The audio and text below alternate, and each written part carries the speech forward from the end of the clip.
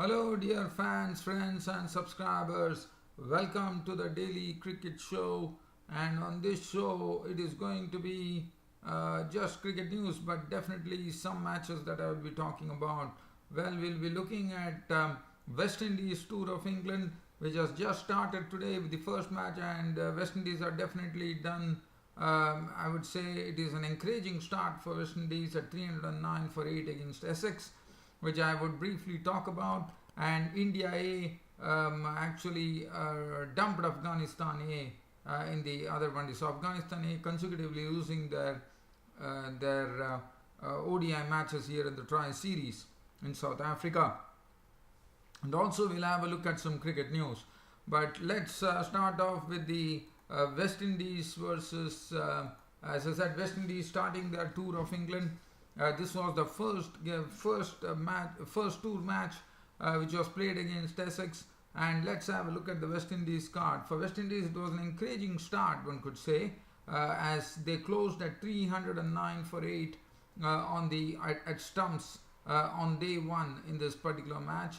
Brathwaite had a good session. He made 61 with 8 fours. He chiseled together a very good knock, I would say. Kieron Powell was the first to go bowled by Cook for 15 with 2 boundaries. The Hope brothers, Kyle Hope fell to bowl Walter for 22 with 3 boundaries, and Shai Hope also fell to the bowling of Walter. So in identical circumstances, both brothers, the Kyle Hope brothers, departing for 22 apiece. Oh, so there was a lot of similarities there, if you see. Both were bowled by Walter and both contributed only 20 and both hit only 3 boundaries. So there's a lot of similarities in these Hope brothers, I would say. And then it was Roston Chase who stemmed the rot with a very nice innings of 81 with 12 fours and 1 6. Blackwood made 59 with Strokeful 59 with 8 boundaries and a 6. Dowrich was not out on 28 at stumps with 5 boundaries. Jason Holder out for 6 and Bishop for 4. 309 for 8 was what the West Indians ended up with against Essex. The bowling, well, Cook had 1 for 49, Beard 1 for 65, Dixon 1 for 56, Walter had 2 for 50, 1 to Lawrence. So I wouldn't say this particular bowling lineup was quite menacing, but nevertheless West Indies would still be happy with this effort that they have put of scoring 309 for 8 on the first day. Well, if you look at the Essex team, well, the only known face Brown is one knows Brown is a good player. Vikram Chopra is another one. They have Taylor. They have Ranton Dorshat, who's another experienced bloke in the team. But nevertheless, I think West Indies should be happy with this effort that they have put on the first day, on the first day of their tour game against Essex. Now let's look at the India A versus Afghanistan A. This was the match of the Tri-Series which is being played in South Africa. And let's see, this was the 4th match which was played in the Tri-Series. It was India A putting up a good show there, raising 322 for 550 overs. Shreyas Iyer, the opener, contributing 44 of 55 deliveries, 6 fours. Karun Nair departed early. He was out for 9 of 29, so definitely pottered around there. Rishabh Pant contributed 60 of 59 deliveries, 5 fours and 1 6. The captain Manish Pandey, as usual, a very consistent player there, not out on 86 of 87 deliveries, 9 fours and 1 6. Huda contributed 32 of 39, 1 4. Krunal Pandya getting an opportunity, definitely showed why he was an asset here, as he played a quick fire knock of 48 runs of just 27 deliveries, 7 fours and 1 6. V. Shankar was not on 18 of 8 balls, 2 sixes, 322 from 5.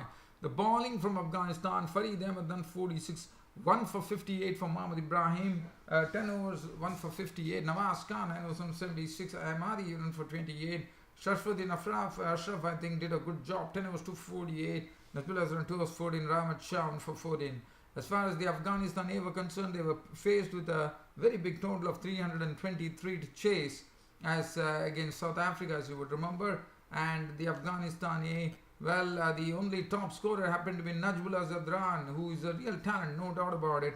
He contributed a very good 62 of 78 balls, with 4 fours and 3 assists. Javed Ahmadi making 21 of 39, 3 fours. It was Mohammad Siraj who actually gave them some quick breakthroughs. In fact, gave them a double breakthrough by getting Javed Ahmadi and Hasanullah. Vinas Amzadai 28 of 38, 2 fours, 2 sixes. Rahmat Shah 28, Nasir Jamal 14, Shafiqullah 22, Sharfuddin Ashraf 20.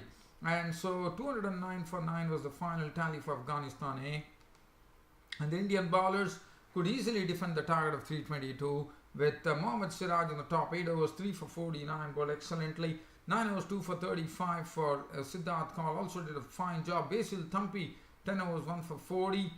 Picture of economy. Akshar Patel 8 overs 1 for 25 did his job as well. Shankar 6 overs 1 minute 2 for 21 chipped in with 2 important wickets. Pandya 7 overs none for 30 and Huda 2 overs none for 5. So that's the situation. So Afghanistan A have lost both their matches that they played in the tri-series, but as I said, for Afghanistan A they have nothing to worry because the reason being that they need not worry about anything. In fact, they replaced the Australia A and came here, and this is their first experience of a tri-series for the A team. And definitely, even if they are going to lose, it's not really going to matter. According to me, even if they lose all the matches, it's not going to matter because this was a sort of a blessing that they got when Australia A opted out of the tournament. So basically, Afghanistan A would be what would it be doing for them? They did not feel low about it at all. They can give it their best shot and hope they could win at least one match.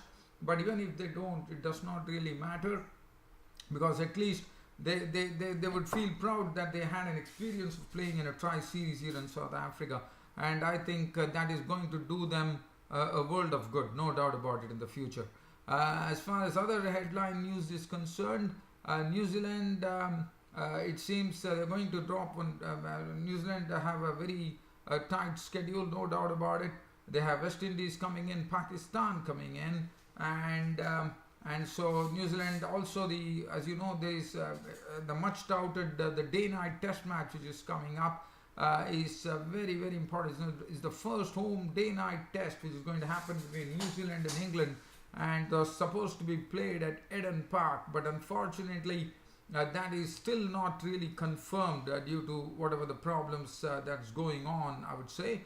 And other than that, the news that I have, as you know, Sri Lanka and India would be facing each other in the second test match, which could probably happen this week.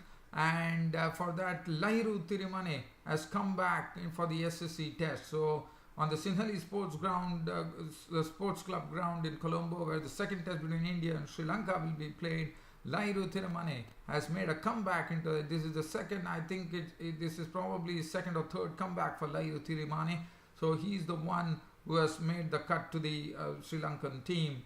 And Sri Lanka also, as you know, and he is replacing Asela Gunaratne, who's out of this series. As you know, he's out of all the formats of the game, as we all know. And besides that, they have also decided to strengthen the bowling department. Suranga Lakmal being unfit, the place has gone to, they have started going for the Chinaman spinner Lakshan Sandakan. So Lakshan Sandakan would be a part of the team as well.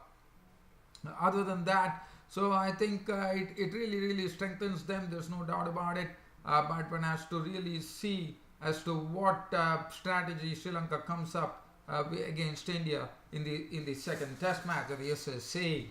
The other news that is coming, which I would like to share with you, is T20 debuts. It could be Guwahati and Thiruvananthapuram is in line, they say, for a T20 debut. So never has a T20 match taken place in Guwahati or this particular place, which is in Kerala, Thiruvananthapuram. And there could be one particular, the T20 might, these two could be centers in India for T20 matches. So that is another thing. Other than that, dear fans, I don't think there is anything else to really talk on. India definitely would be faced with a conundrum as far as the opening slot is concerned, because as you know, KL Rahul, the news is that KL Rahul is already fit for the second test match. But now, how do you How do you look at this knocks coming in from Shikhar Dhawan? Shikhar Dhawan made 190, but look at Abhinav Mukund, not only making 81, was responsible for two marvelous pieces of fielding. One was an excellent catch, the other one was a magnificent run out. So now KL Rahul is someone in India says it's a real conundrum, selection conundrum now. Whether they are going to drop Abhinav Mukund and bring in KL Rahul. KL Rahul also not a person with, I mean, he's also a wonderful fielder, no doubt about it. But now this is something, it's going to be a very tough decision for India. To me, if KL Rahul is available, one does not know. Shikhar Dhawan for me surely will play because 190 runs, and I think Abhinav Mukund might be a bit unfortunate there, and KL Rahul might take his place. But one has to wait and watch as to what the Indian think tank is thinking about it. Well, dear fans, subscribers, always a pleasure bringing you this daily cricket show. Hope you all enjoyed it. With more to come on tomorrow's Cricket Happening show. It's good night from here.